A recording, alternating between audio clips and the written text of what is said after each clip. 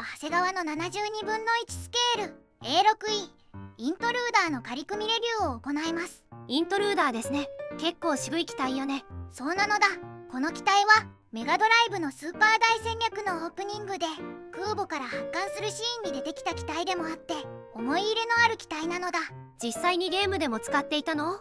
生産コストが比較的安くてハープーンミサイルも運用できたからかなり重宝したのだ。なんかその頃映画もあったわよね。イントルーダー怒りの翼かな。ベトナム戦争が舞台の作品なのだ。なるほどね。ベトナム戦争で活躍した機体というわけね。 A6 はアメリカ海軍の艦上攻撃機で最大の特徴は全天候攻撃能力なのだ。つまり夜でも雨でも関係なく攻撃できるってことね。そういうことなのだ。1960年代に登場して特にベトナム戦争では低空侵入による爆撃任務で重要な役割を担っていたのだ。低空侵入ってことは対空砲火の中に突っ込む感じ？かなり危険な任務で生存性を高めるために電子機器や広報装置が発達した機体でもあるのだ。見た目もずんぶりしてていかにも実用重視って感じよね。さらに特徴的なのがコクピットでパイロットと爆撃手が横に並ぶ並列配置なのだ。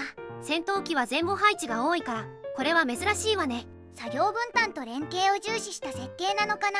なるほどね。でそのイントルーダーを今回は長谷川でやると。そうなのだ。この長谷川の72分の1スケール A6 はかなり歴史のあるキットで元の金型は1968年と言われているのだ。実機の運用開始は1963年だから当時は最新鋭機をすぐキット化した感じね。そうなのだ。最初は A6A として販売されて後に仕様変更で E 型として展開されているのだ。 A 型から変更された箇所はどこかしら？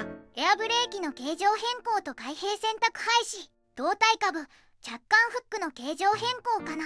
それ以外は同じなわけね。そしてまず目につくのはモールドなのだ。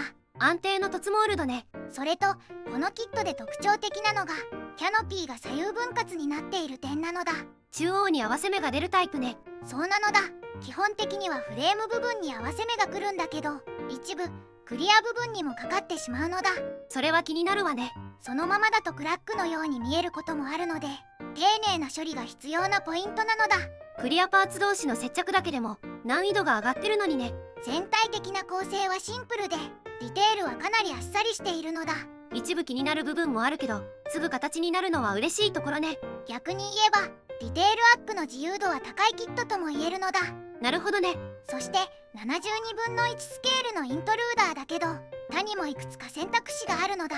例えば1980年代後半に富士見からも A6 が出ていてこちらはオーモールドでディテールも少し新しめなのだ。オーモールドはやっぱり魅力よね。タミヤからも出ているんだけどこちらはイタレリ製キットの OEM なのだ。1990年代のイタレリキットね。その他だとトランペッターなどもあるけど入手性や価格を考えると長谷川 Y までも手に取りやすい存在なのだ。安くてすぐ買えるって大事よね。そうなのだ。それじゃあ早速中身と仮組みの様子を見ていくのだ。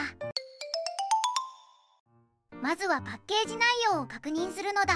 お願いします。パッケージイラストは遥か上空を飛行する A6E なのだ。爆弾をたくさん積んでいるわね。では中身を開けていくのだ。グレーランナーが4枚、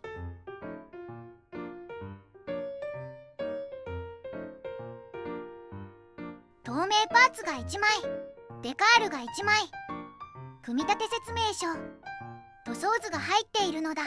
マーキングは2種類。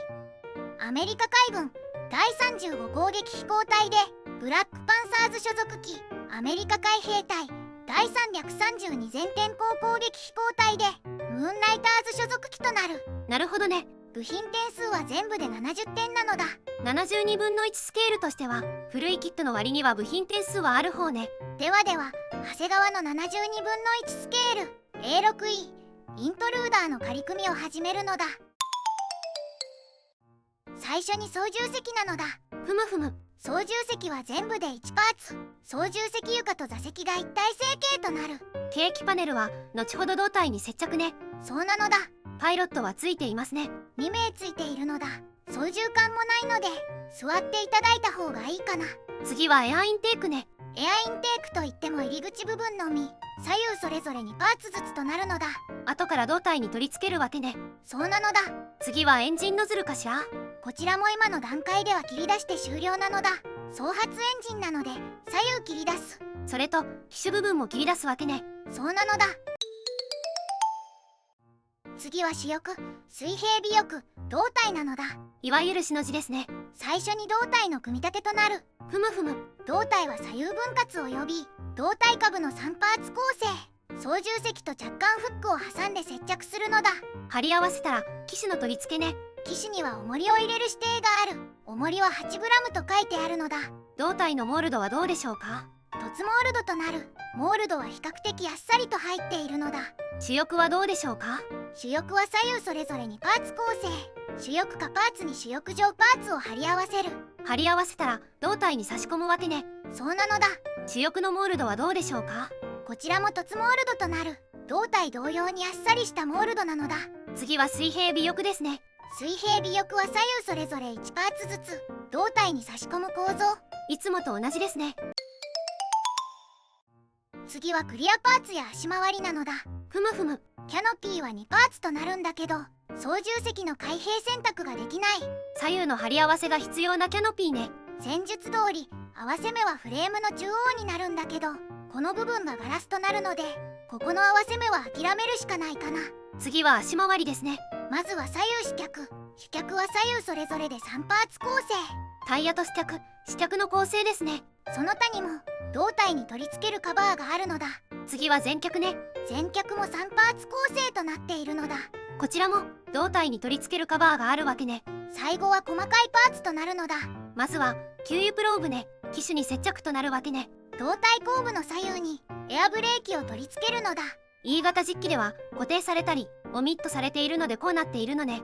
そして垂直尾翼に気筒管を配置するのだ。最後に吊るし物ですね。まず胴体下にタンクを吊るせて、左右主翼下にも種類の違うタンクを吊るせるのだ。その両枠には爆弾も吊るせるわけね。マーク82を左右6発ずつ吊るせるのだ。環状攻撃機なので爆弾がたくさんついてくるのは嬉しいですね。では終わりに総評なのだ。今回は長谷川の72分の1スケール A6E イントルーダーを仮組みしてみたのだ。実際に仮組みしてみた感想はどうでした？もともとは A 型として発売されたキットで、1986年頃に金型回収されて E 型になったキットということもあって、やっぱり設計の古さを感じる内容だったのだ。まずは凸モールドってところかしらね。作られた年代を考えると仕方ない部分ではあるのだ。モールド自体は比較的シンプルだから、気になる人はモールドを彫り直してみるのもありかもしれないのだ。そして問題のキャノピーですね。当時の技術だとオメガ断面のキャノピーを一体成形で抜くのが難しかったのかな。同じような構成だとトラッカーやモホークなんかもこの方式だったのだ。 A6 は一部ガラス面のど真ん中に合わせ目が来ちゃいますからね。ここは構造上どうしても避けられないので、完全に消すのはかなり厳しいと思うのだ。操縦席周りも結構シンプルでしたね。最低限のディテールは入っているんだけどね。特に後席後方の機器類なんかは箱状のモールドが入っている程度だから、ディテールアップするならこの辺りがポイントになりそうなのだ。ウェブ上での先人たちの評価はどうでしたか？パーツ数が少なくて組みやすいとか、価格が手頃で嬉しいっていうポジティブな意見も結構あるのだ。でも一方で設計の古さやディテールの甘さを指摘する声も見られたのだ。具体的には翼端周辺の細部モールドが曖昧だったり、一部でモールドが消えかけていたり、金型の経年劣化を感じるっていう意見があったのだ。そうなると富士見やタミヤを選んだ方が良さそうですね。そうなんだけど、富士見の A6 シリーズはマーキング違いなどでいろいろなパッケージ展開がされていた反面、最近は新品で見かける機会がかなり減ってる印象なのだ。タミヤ版はどうなんです？タミヤ版は至れり製キットの OEM なんだけど、こちらは比較的評判が良いのだ。ただ最近は再生産もあまり見かけないみたいなのだ。となると今でも比較的入手しやすいのは長谷川版ってことですね。そういうことになるのだ。タミヤ版や富士見版をどうしても欲しい場合はネットオークションや中古ショップを探せば見つかるとは思うけど、ちょっとプレミア価格気味かもしれないのだ。ぜひとも再生産をしてもらいたいものですね。ではでは、動画を最後までご視聴していただきありがとうございますなのだ。チャンネル登録と高評価をお願いしますなのだ。次回以降も飛行機プラモデルのレビューを続けていくのだ。では、バイバイ。